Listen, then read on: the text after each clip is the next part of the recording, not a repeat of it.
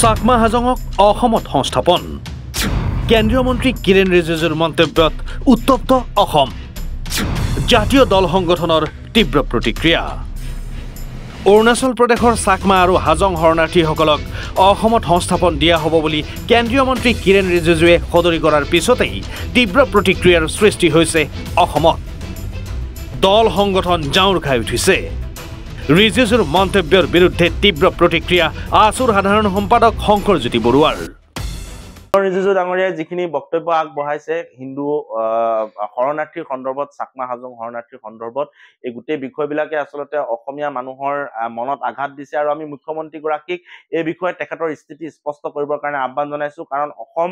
বিদেশীৰ চৰণীয়া পথাৰ বা ডাষ্টবিন নহয় অসমত কোনো কাৰণতে বিদেশীক সংস্থাপন কৰিবলৈ দিয়া নহ'ব আৰু কিৰণ ৰিজিজুৱে কোৱাৰ দৰে যদি অসমত ইতিমধ্যে চাকমা হাজঙক সংস্থাপিত কৰিবৰ কাৰণে ব্যৱস্থা গ্ৰহণ কৰিছে তেনেহ'লে এইটো অতি দুৰ্ভাগ্যজনক কথা আৰু কিৰণ ৰিজিজুৰ এই বক্তব্যক আমি ৰাজহুৱাভাৱে তেখেতক প্ৰত্যাহ্বান জনাবৰ কাৰণে আহ্বান জনাইছো প্ৰতিক্ৰিয়া প্ৰকাশ সদৌ অসম মতক যুৱ ছাত্ৰ পৰিষদৰ ডিব্ৰুগড় জিলা সমিতিৰ সাধাৰণ সম্পাদক বিতুপন দুৱাৰাৰ জানিব পাৰিছোঁ অৰুণাচলৰ যিহেতু নেকি কেন্দ্ৰীয় মন্ত্ৰী কিৰণ ৰিজিজুৱে যি কাক লৈ তেখেতে যি মন্তব্য প্ৰদান কৰিছে আৰু অৰুণাচলত থকা বিশেষকৈ অৰুণাচলৰ যিহেতু নেকি চাকমা আৰু হাজংসকলক লৈ তেখেতে যি মন্তব্য প্ৰদান কৰিছে কৈছে অৰুণাচলৰ পৰা হাজং আৰু চাকমাসকলক অসমলৈ পঠাই দিয়া হ'ব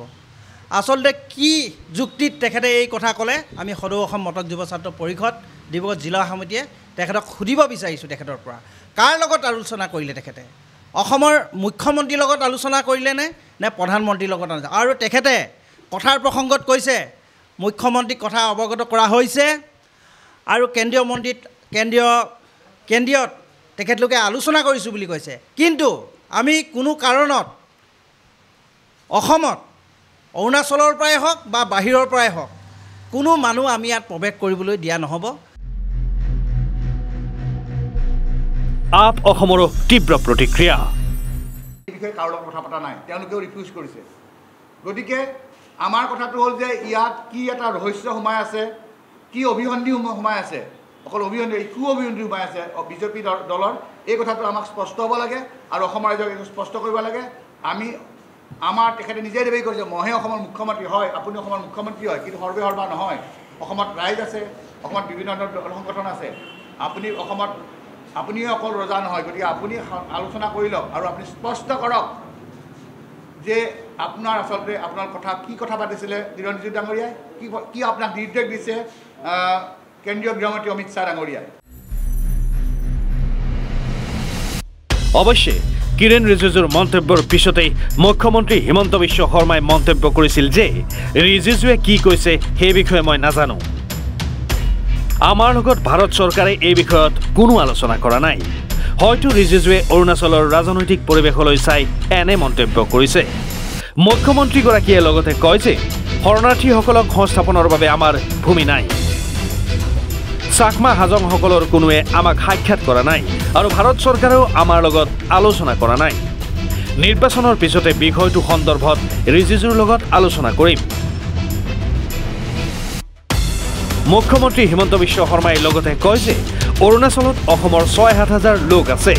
যিসকলক আমি অসমৰ স্থায়ী বাসিন্দাৰ প্ৰমাণপত্ৰ প্ৰদান কৰিম লোক আছে তেওঁলোকক অসমৰ স্থায়ী নাগৰিকত্ব দিয়ে আৰু সেই বিষয়টোৱে আমাৰ লগত আলোচনা চলি আছে হাজঙৰ বিষয়টো ক'ৰ পৰা আহিলে কেনেকৈ আহিলে এই বিষয়টো মোৰ নলেজত নাই এতিয়া যদি কিবা তাত থাকিলেহেঁতেন অন্ততঃ মোৰটো নলেজত থাকিলেহেঁতেন গতিকে এইটো ৰাজনৈতিক প্ৰেক্ষাপটত তেওঁ এজন প্ৰাৰ্থী গতিকে অৰুণাচলৰ ৰাইজে ভাল পোৱা কিবা কথা তেওঁ ক'বলগীয়া হৈছে এইটো এটা পলিটিকেল ষ্টেটমেণ্ট ইলেকশ্যনৰ সময়ত পলিটিচিয়ানে দিয়া ষ্টেটমেণ্ট এখন ৰাজ্যৰ সেই ৰাজ্যৰ কিবা বাধ্যবাধকতাত তেওঁ দিয়া এটা ষ্টেটমেণ্ট সেইটোলৈ গুৱাহাটীত একেবাৰে জঁপিয়াই পৰাৰ কোনো মিনিং নাই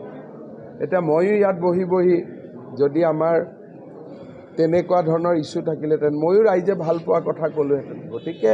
কিবা যদি চিৰিয়াছ কথা থাকে সেইটোতো চৰকাৰ থাকোঁতে আলোচনা হ'ব না ইলেকশ্যন চলি থাকোঁতে কেনেকৈ আলোচনা হ'ব কিৰণ ৰিজিজু গৃহমন্ত্ৰী আছিল তেতিয়াতো এইটো কথা মোৰ লগত পতা নাই এতিয়া ইলেকশ্যন চলি আছে সবকে ভোট লাগে যোনে যেনেকৈ যি পাব ক'ব আৰু এইকেইটা দিন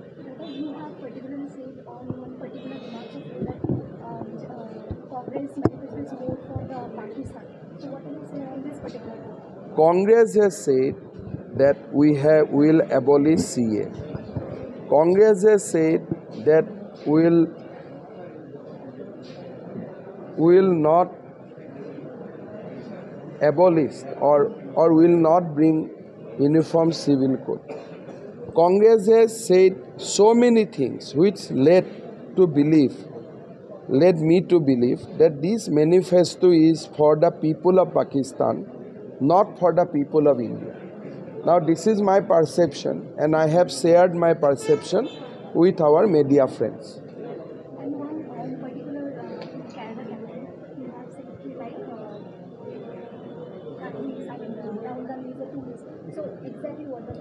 I mean, he is a MP. He doesn't have a home there. You are 5 years. Already you have completed one term. So I ask people that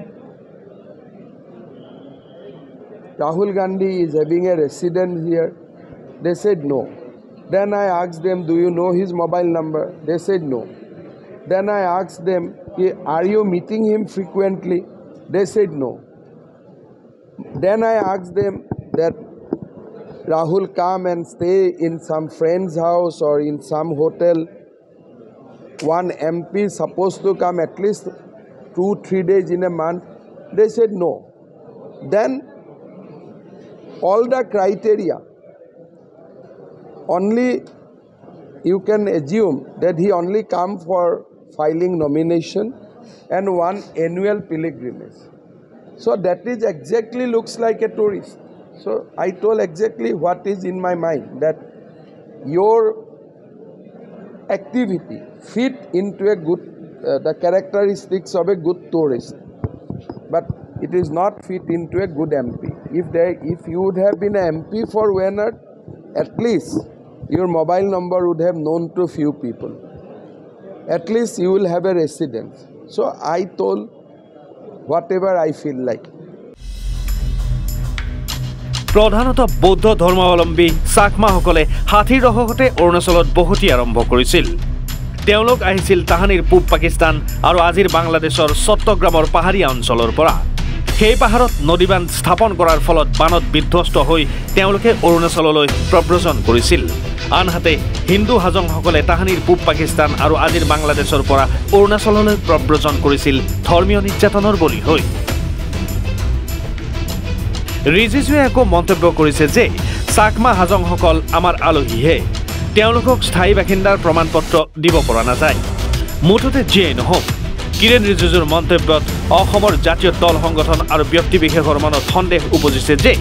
কা বলবৎ কৰি সন্দেহ কৰা ধৰণে বিজেপিয়ে নিশ্চয় বিদেশীৰ বোজা অসমত জাপি দিব আৰু ইয়াৰ বাবে হয়তো তেওঁলোকে পদ্ধতি লৈছে এদেউ দুদেউ লোটানিয়েল সেও ব্যুৰো ৰিপৰ্ট এনি ভাৰত 24